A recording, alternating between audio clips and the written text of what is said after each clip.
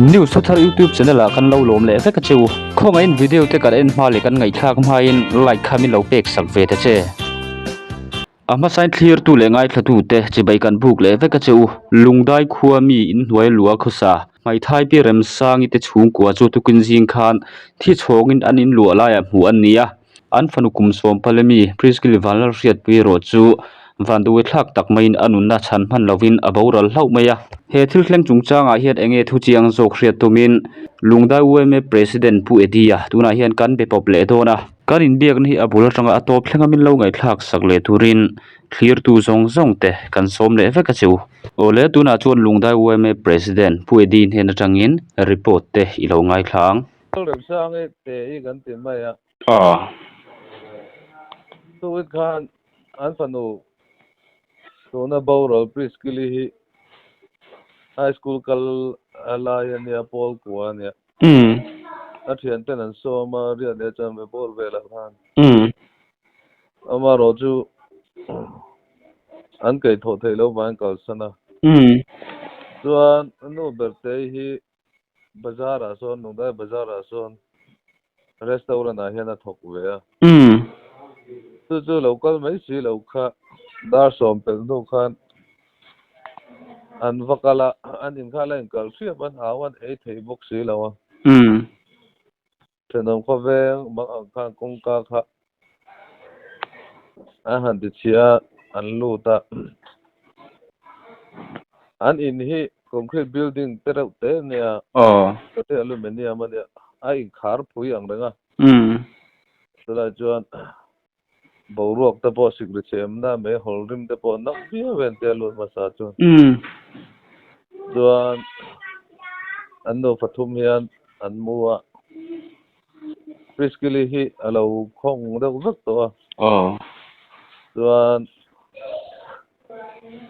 te ile afapa osti te hi a han soya khan an pom chu ka tuite na an leya khan alo meng deuh ko kan te longdai PCC an tlan phei pu ya an dak so te medical lam me ten thei to ban chuwa oxygen ten han pe a khan thel de sang sang boi pu ya mun pui lam an pan cho tu na hian ZMC a ICU a anom meka amaro chu biak thei la de lawa la chu enge kan an zel don po hi kan la kha chuang lawa chuan mo an papa tuna ICU om ti kha kumeng sat borbel mi nge ni kum som pani au anau pangso ni chu tro ate mai ti anau pangso ga ni chu tro anau ne ani chuan dekhan an pathum khan in lua khan omta an pa ber hi soi kha remem ka helowa aboral tonge engtia khatia an pathuma omta khange an ni ti kha soi an pa hi boral to ati hian thum hian an khosa ho wa ne an fanu boral dan chung chang le an chung ka thil ton chung chang a khan khatia ga han en mai khan mo nge mi hring han chet nan hu ma khatiang fel ka mu te in nei mi lem le ton din mo na chon nei lem lo bo police te po lo gala OC te second OC te khatiang han mo na investigation te po han tia tula chu arin dan thi amahara amaro chu when ta kha postmortem mania lungdai PCC ya elai an postmortem result hi kala shlowa tula chu ngoi da mu mal tak soi thi amahar gati yetro chuan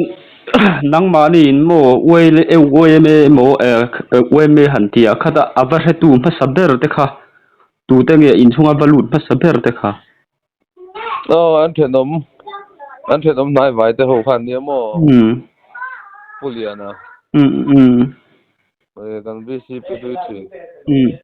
chuan in chunga an balu khan mo kong kar kha chunglam panga tang kha alo in kal thak tin ami kalveke o khatianga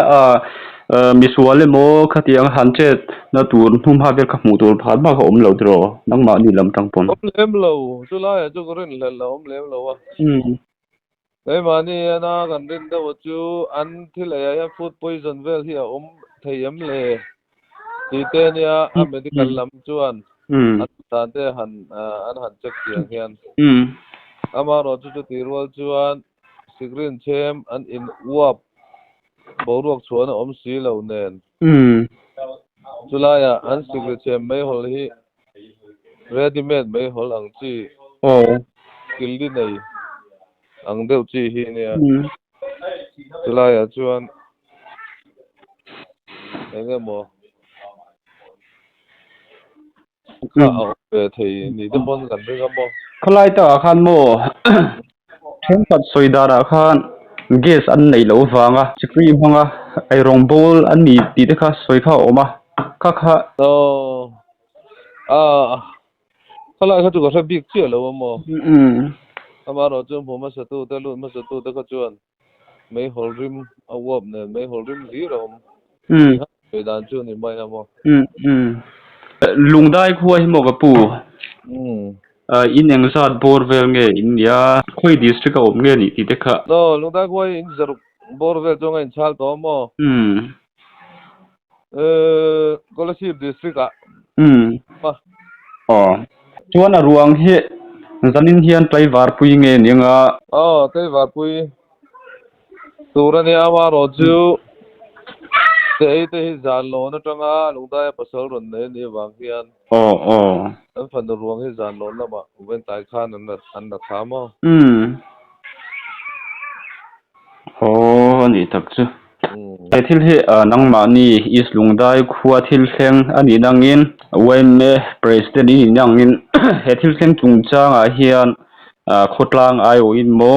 alzoram pum huapa hir tu tena an thria tura soidu nei khamin han soi sakla chuan kan du tok mai donem niang ya kan chiat to ya min bara khai khop mai khotlang po an buaya kan phili khop mai lela ma chan chin thar media lam social media youtube barte ho te po ya chan chin me don phone na ama ro chu thil official la thil eng ma chiang lawa kan soi ha kan se dewa tuna ya chu lo ma ro kan ti sam ma tapo hian athi na takahi kan medical lam ten report an la pek ti lawa wangin rin dan kha rin dan ani ama ro chu kan soi pak thei lawa chula ya chuan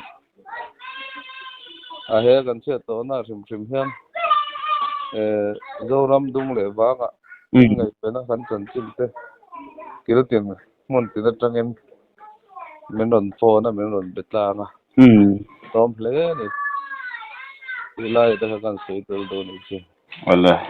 ani chuan soi du dang te om lo ni chuan di hian kan in pek na hi kan ti top mai don em niang wala thatak min pe ka bangin kan lo me ve ni po le wala khami chin kha lungdai we me president pu edi ne na kan in pek na chu alo ni le ta he chiat na thleng chungchanga hian postmortem result te ala chhuwa lo wangin an thi dan kim chang tak kha ron soi fia te po kha harsa an la ti ri ni enga po chu ni se postmortem result te khan kan ngai changa postmortem result te alo chhuwa huna update tur te omle ni chuan kan ron update le fat don ya